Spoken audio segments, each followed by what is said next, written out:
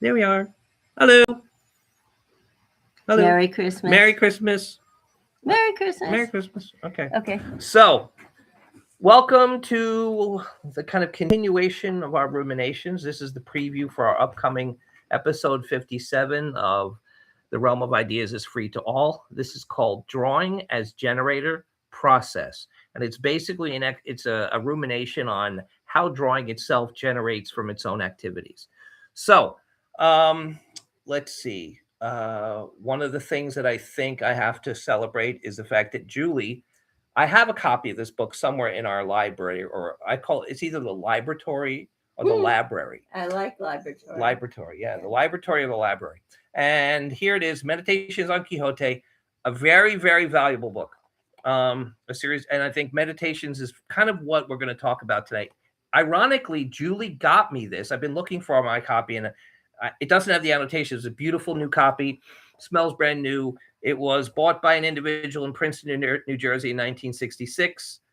It was never opened, so it's basically pristine. So it has a new car smell. Exactly. So anyway, Meditations is kind of like, it was a perfect match because I was looking for it because I wanted to talk about what Ortega starts the book with.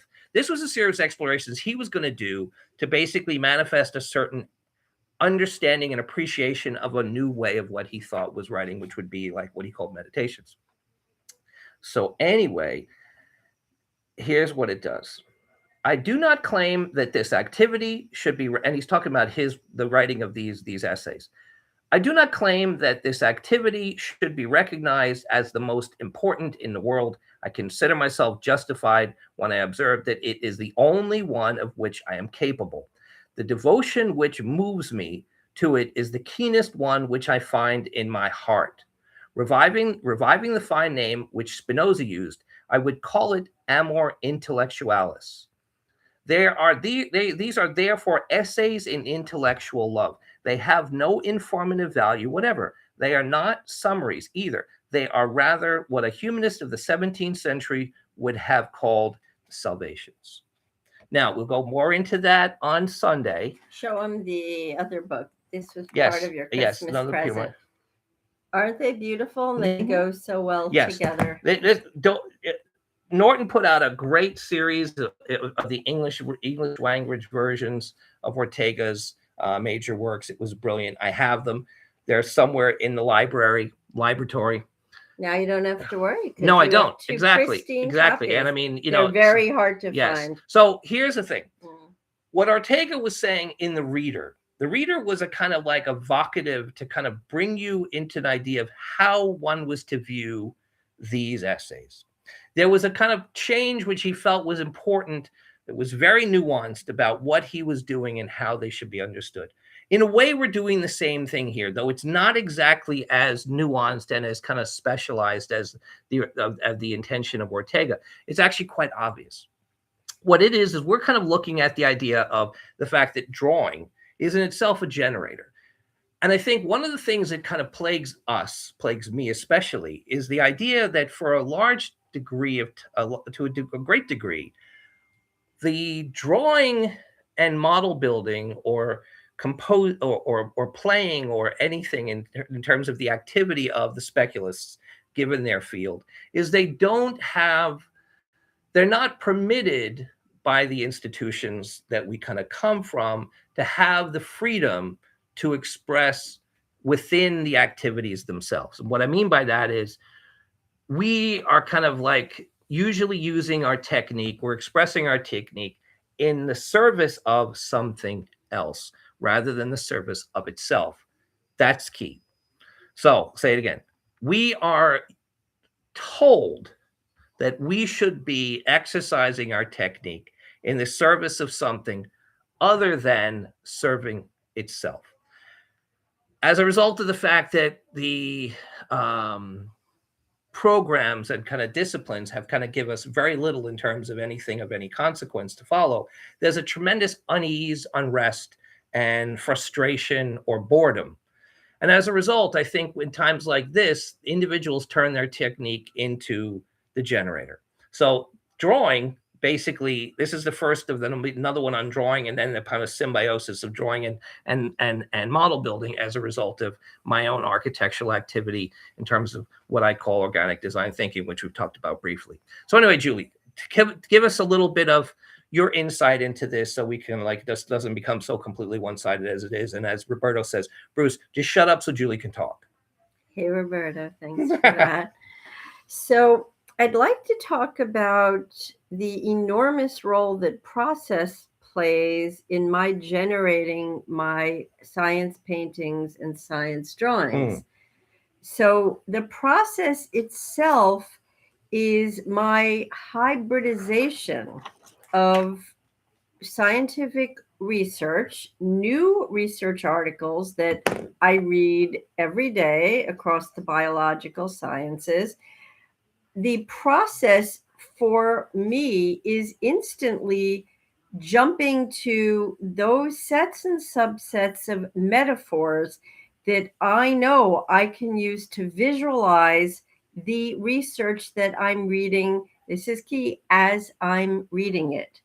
And as I'm drawing it, I am creating the analogies and the metaphors that I know will communicate my ideas. I believe that the generative engine of process is fundamentally about the keenness, the originality, the singularity of really beautiful ideas.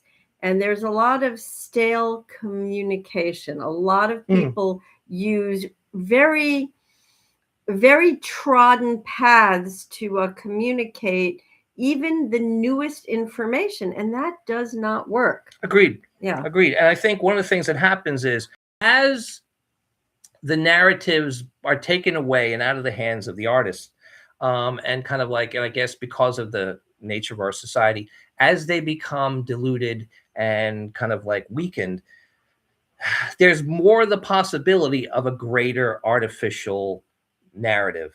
And I think seeing these artificial narratives that are just incredibly trite and specious, it brings an awareness to the idea of the desire to generate new.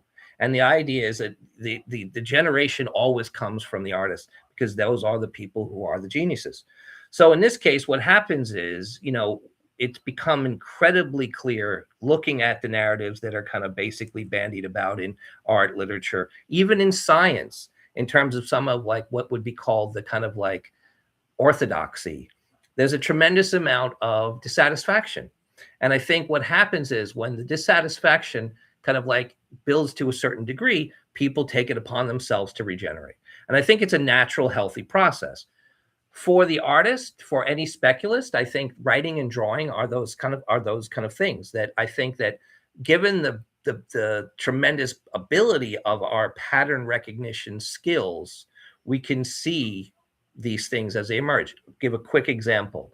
One has a blank piece of paper. One draws the pencil across the paper in a horizontal line. One starts to see a horizon, or one sees a separation between a binary. So just in that kind of simple action, we are capable of these two very simple pattern recognition circumstance. Given the fact of our language, we can kind of see top down, right, left, depending on our culture. We also start to kind of see things. So even before we draw on the page, before we even take the pencil and light the pencil, there are already inclinations that are kind of built into our actions before we actually even act. Any final words? Absolutely. I'm excited about this, and I can't wait to get into this one. Go, P. Yeah. I'm going to give an example of process across 3 disciplines right now. As only you could do. Yes. Design, fine art painting, composition, actually 4, and literature. In the whiplash curve. So in the whiplash curve, which is a primary structural process element of Art Nouveau design across architecture, industrial, pattern design, fabric, the jewelry. They drew it, they painted it, they built it. Now, the whiplash curve in terms of process, just like Bruce brought up the horizontal line and what the human mind immediately infers or conjures, I'm going to bring up the whiplash curve in the human mind will conjure the contrapposto of the human body in motion. It will conjure all of those motion studies that define the early years of photography and film. It will also define in the literary narrative, the whiplash curve is a character thrown backwards in time to perhaps a traumatic or wonderful event. That character exists in the middle of the whiplash curve in the present. And the whiplash curve fans out into a number of probable potential futures. So the whiplash curve offers a number of literary times, places, functions, and is the very process of the literary narrative. Great. Excellent. I think there's a lot to talk about. I think I'm looking forward to this. I noticed that there wasn't a lot of attention on our last video, which I think, Julie said maybe because we mentioned Maeterlinck, and Maeterlinck is a kind of like a kind of like an obscure figure maybe to a lot of people, even though I think he's a brilliant individual and he is well known. He should be well recognized. I think he actually does he have like has major prizes as a playwright. I believe he's really all but forgotten. I mentioned his name now. No one knows. So anyway, please. And I mean, honestly, I think it's one of our best, if not our best, ruminations. But anyway, so the realm of ideas is free to all, and it's to the benefit of all for us to keep it exactly this way. Thank you. Merry Christmas. Merry Christmas.